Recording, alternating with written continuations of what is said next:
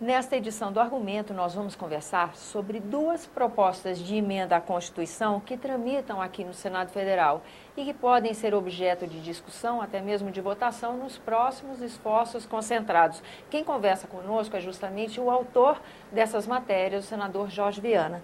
Senador, muito obrigada pela sua presença aqui no nosso programa. Eu sugiro a nós começarmos pela PEC 26, que aparentemente ia tramitar com tranquilidade, no entanto, já gerou bastante polêmica, né? De certa forma, sim, é bom explicar para as pessoas, que eu sei que já sabem uma parte, mas PEC é proposta de emenda à Constituição. Eu apresentei duas, como você bem colocou, a de número 26 de 2014 e a de número 27 de 2014. A de número 27 de 2014 trata de fazer uma pequena alteração na lei, na emenda à Constituição que acabamos de votar, que garante o pagamento dos soldados da borracha de uma indenização de R$25 mil e segue o pagamento de dois salários mínimos para ele. Essa é uma questão mais tranquila. A outra, a de número 26, eu estou procurando fazer com que a Constituição detalhe, explicite o desejo do Constituinte, que é deixar claro o papel que têm os procuradores, que são funcionários públicos, que são fundamentais para o funcionamento dos estados, municípios e o Distrito Federal, e eu estou apenas pegando aquilo que já ocorre na União, que na lei orgânica da AGU, Advocacia Geral da União, está estabelecido, é expressamente vedado o exercício da advocacia privada pelos integrantes das carreiras da Advocacia Geral da União. O que é isso? Quem faz o concurso público, que vira advogado da União, que vira advogado do Estado, que vira advogado dos municípios, eu entendo essa atividade é incompatível. Ele ser servidor público de manhã, advogar para o Estado, para os municípios e para a União, e à tarde pertencer a um escritório privado de advocacia. Quer dizer, fazer advocacia privada, né? Eu penso que isso é muito grave. Põe, inclusive, em risco. Aqui não tem nenhuma intenção de pôr sob suspeição os procuradores. Ao contrário, eu sempre valorizei muito essa atividade. Quando o governador dei o apoio, eu acho que tem que ter autonomia, tem que ter as condições, o melhor salário, a melhor condição de trabalho. Mas será que é justo a pessoa ocupar uma função tão nobre, tão importante, que é de ser procurador dos estados, defensor dos estados, em tudo que é processo, que envolve bilhões de reais, de manhã ter informações reservadas, privilegiadas, e à tarde fazer parte de um escritório privado de advocacia? Eu acho que isso é incompatível. No entanto, essa proposta gerou reação dessa categoria, né, senador? O pior de tudo foi uma nota que saiu, porque quando se apresenta uma proposta de emenda à Constituição, ela tem um rito aqui de debate, é uma coisa muito séria, uma proposta de mudar a Constituição. Eu estou procurando aperfeiçoar. Eu estou pegando algo que existe na União, que ninguém questiona. Eu estou vendo o ministro do Supremo, ministro do STJ também, todos apoiando essa medida. A minha proposta recebeu a assinatura de 32 senadores, aí houve um movimento. Estranhamente, a Associação Nacional de Procuradores veio aqui fazer lobby para que senadores retirassem a assinatura. Depois, soltaram uma nota, que eu acho que não foi muito feliz, uma nota distorcendo o meu propósito, embaralhando um pouco as coisas, quando o meu propósito é um só, separar as coisas. E eu entendo... Não gerar conflito de interesse, não gerar acesso de informações privilegiadas, que deixa, inclusive, a moralidade esse profissional pública está na outra... essência do serviço público. Nós não podemos, eu aqui não estou... A revista Veja, por exemplo, fez uma matéria muito dura, no 1º de agosto, 1º de julho, acho que foi 1º de julho ou agosto, até tem uma cópia da matéria, onde ela chama Marajás da advocacia. Foi no dia 1º de agosto. É uma matéria pesada, eu não estou nem fazendo juízo, denunciando aqui em Brasília, porque o que é que acontece hoje? Quem é membro da Advocacia Geral da União não pode trabalhar na iniciativa privada, né? E alguns estados, como é o caso do Acre, também não pode, né? E alguns outros estados começaram a fazer leis permitindo que seja compatível essa advocacia. A revista Veja faz uma denúncia grave, dizendo que isso leva à formação de fundos, que está tendo distribuição de dinheiro, resultado de processos judiciais.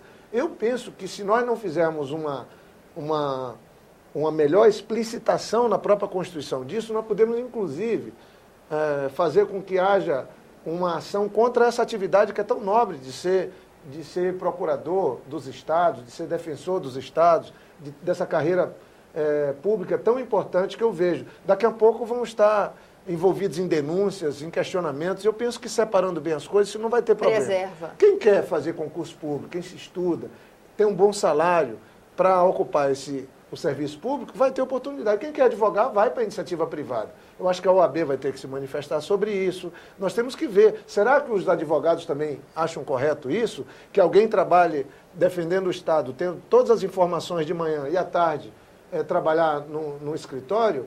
Aí eu pergunto, quem vai virar bico se isso acontecer? O bico vai ser o serviço público ou o bico vai ser o escritório de advocacia? Eu não estou diminuindo as duas atividades. Para mim são atividades novas. Mas eu penso, me estranhou. Que elas simultaneamente começam a gerar distorções. Me causou estranheza, eu fiz uma nota, já foi encaminhada para a Associação Nacional dos Procuradores, eu espero que eles divulguem a nota, onde eu deixo bem claro que tem assinatura de 32 senadores, que eu estou pondo em debate. Se eles têm uma posição diferente, estou aberto a debater, mas eu agora estranhei a maneira, primeiro, como distorceram a intenção. Não botaram em nenhum momento qual é o propósito da minha proposta de emenda. O propósito da minha proposta de emenda à Constituição é simplesmente quem trabalha nessas procuradorias da União, dos tribunais de conta, dos municípios, dos estados, do Distrito Federal, faz a opção de ser servidor público, tem que ganhar bem, tem que ter as condições de trabalho pela responsabilidade dessa atividade, mas não dá para ser uma coisa de manhã, outra coisa à tarde, principalmente misturando o público com o privado. E não venham dizer que isso já ocorre com médicos, já ocorre com professores, que não funciona também. É óbvio que é compatível. É outra natureza da aula numa faculdade particular e numa faculdade pública, mas você advogar, ter acesso a informações sigilosas, fazer a defesa do interesse de um lado contra o outro, e aí à tarde você já não sabe em que lado você está defendendo, como é que fica o cidadão? Quem vai, de fato, defender exclusivamente numa carreira de Estado, o Estado? Porque os mandatos de governador e prefeito é passageiro. Quem fica mesmo são os servidores públicos. E são esses que eu quero fortalecer suas atividades, a sua função e valorizar o seu trabalho. Senador, como vai ser a tramitação dessa proposta de emenda? Porque, por exemplo, em plenário ela já tem um rito todo especial, né? São 2 turnos com quórum qualificado, mas ela tá na Comissão de Constituição e Justiça. Não, ela agora tem uma relatoria na Comissão de Constituição e Justiça, eu espero que é onde o debate vai acontecer. Quando a normalidade voltar, seja apreciado, a gente possa ouvir quem queira se pronunciar. Eu mesmo acho que a OAB é importante também se pronunciar, os estados, mas isso nós vamos ver, porque é uma matéria que diz respeito, por isso que eu estranhei a nota num tom, de certa forma, não diria agressivo, mas quase isso, quando eu estou exercendo minha função de senador, de legislador. Então, isso deve ocorrer brevemente, a decisão da Comissão de Constituição e Justiça, depois vai tramitar. Aliás, eu acho que isso é uma matéria que vai passar sem maiores polêmicas, porque se os legisladores quiserem aperfeiçoar a legislação brasileira e as carreiras de Estado, e fortalecer a atividade do serviço público, eu acho que está aí uma boa oportunidade para nós fazermos através dessa emenda à Constituição número 26. Nesse tempinho que nos sobra, vamos voltar para a proposta de emenda 27? Esclarece para mim direito, senador, realmente a PEC do soldado da borracha, ela foi amplamente comemorada ainda, já esse ano promulgada, com muita alegria, inclusive no plenário do Senado, porque fazia uma justiça de uma dívida histórica com um grupo de brasileiros que, ao atuar no trabalho dos seringais, contribuiu com tanta bravura quanto os que foram para a linha de frente na guerra. Na década de 40, especificamente. O que ainda precisava ser corrigido que gerou uma nova PEC? Por conta de um problema de prazo que nós tivemos. Essa proposta de valorizar, de pagar uma indenização, um melhor salário para os soldados da borracha, estava tramitando no Congresso há 12 anos. Ainda quando a hoje senadora Vanessa Graziotin era deputada federal, ela apresentou essa proposta.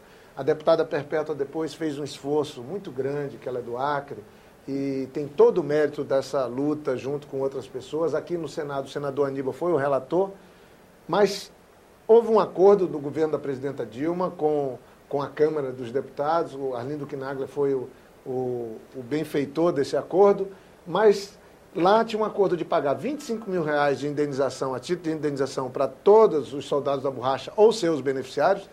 É bom que se diga, são 12 mil no Brasil, mais ou menos 7 mil no Acre.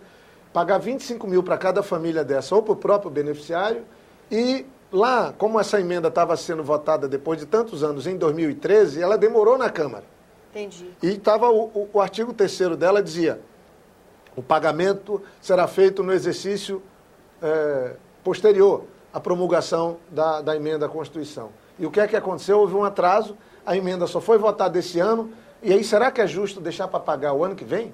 E aí todo soldado da borracha está querendo receber agora, são pessoas com 95 anos, com 90 anos, querem Essa poder... expectativa de direito tão longa, né? Não tem uma expectativa tão longa de vida, são pessoas que estão precisando agora, que reconhecem que poderia ter sido mais do que os 25 mil, mas que 25 mil para quem está precisando é muito, e seus familiares também. E eu, em acordo com a deputada Perpétua, estive no Palácio, já falei com vários ministros, todos nós estamos lutando, nós estamos fazendo uma emenda, que eu acho que vai ter um consenso, para tramitar rapidamente em regime de urgência com o aval de todos os líderes, para que a gente possa só suprimir esse último artigo da entrada em vigor da emenda e dizer que ela entra em vigor com a data da publicação, para que a gente possa pagar os 25 mil para o soldado da borracha ainda esse ano e a gente possa reparar pelo menos uma parte dessa injustiça, como quer a presidenta Dilma, como quer todos que ajudaram, que é de fazer essa indenização por esse trabalho heróico que os soldados da borracha fizeram pelo Brasil. Então, eu espero que a gente vote esse ano, se não, só em meados do ano que vem que eles receberiam os 25 mil reais. E está garantido, como fez o senador Aníbal, que eles sigam recebendo uma pensão de 2 salários mínimos, que tem como política de reajustes a política do salário mínimo. Senador, obrigada pela sua presença aqui no nosso programa. Eu que agradeço a vocês. A vocês que nos acompanham, muito obrigada pela atenção. Esse é o programa Argumento, eu sou Tânia Horman e você pode participar do nosso trabalho enviando sugestões e críticas para o número de telefone ou endereço eletrônico que estão disponíveis na sua tela. Até a próxima!